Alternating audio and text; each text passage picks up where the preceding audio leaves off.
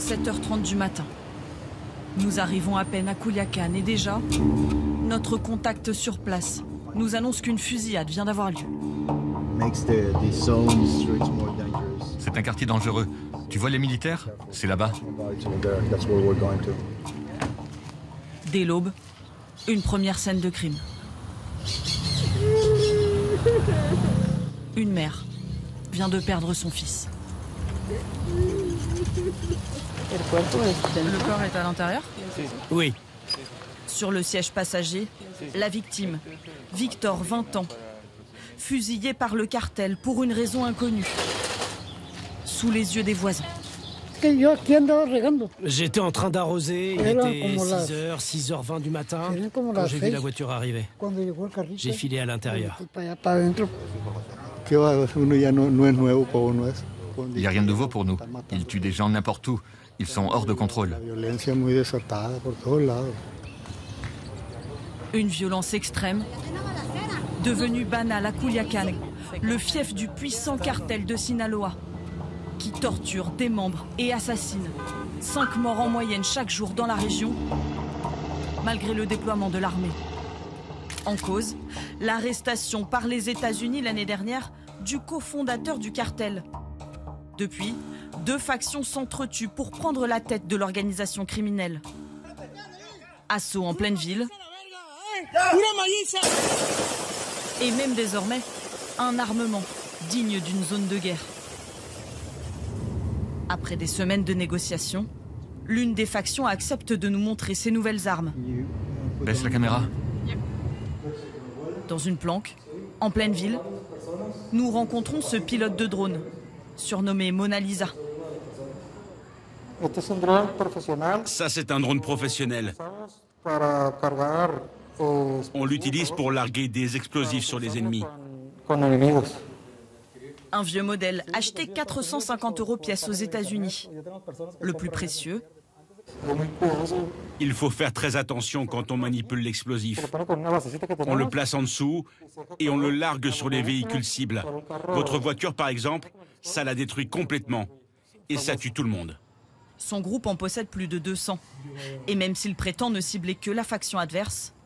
Bon, parfois, l'explosif s'active tout seul. Si on le sort un peu trop vite, par exemple. Je ne tiens pas les comptes, mais oui, on a fait beaucoup de morts. C'est le but de cette guerre. Éliminer, tuer. Et viser aussi les forces de l'ordre. En état d'alerte, ces soldats interceptent notre drone sur ce checkpoint. On a un système anti-drone. Lorsqu'on en détecte un, notre ordre, c'est de l'abattre.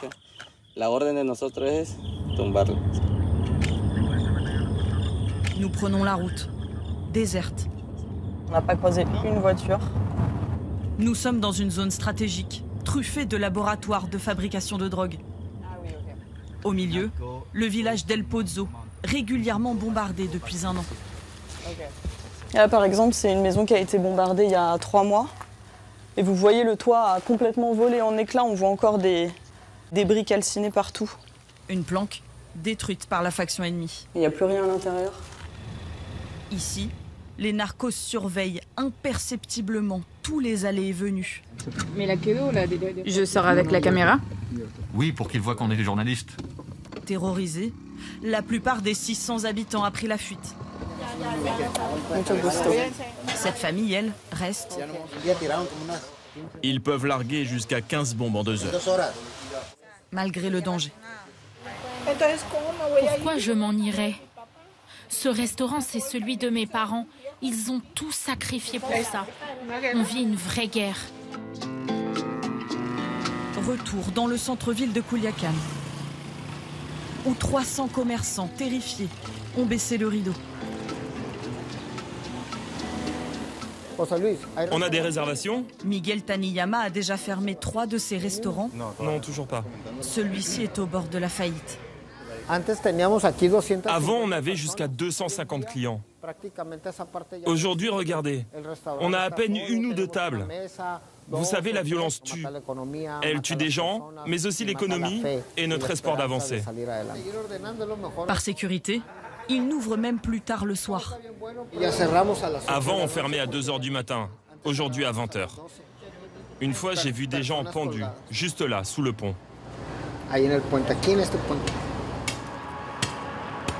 Toute une économie tourne au ralenti, sauf peut-être un secteur. Bonjour. Vous construisez quoi? Une chapelle. C'est en fait un cimetière somptueux qui honore les narcos tombés pour le cartel.